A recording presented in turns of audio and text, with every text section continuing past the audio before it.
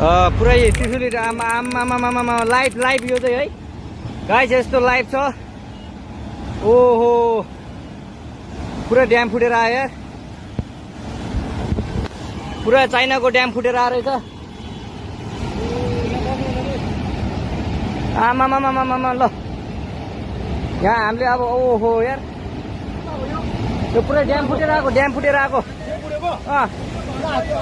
यो घर गयो ल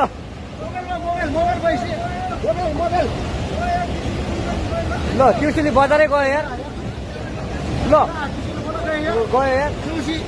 ओ ए सिलास यता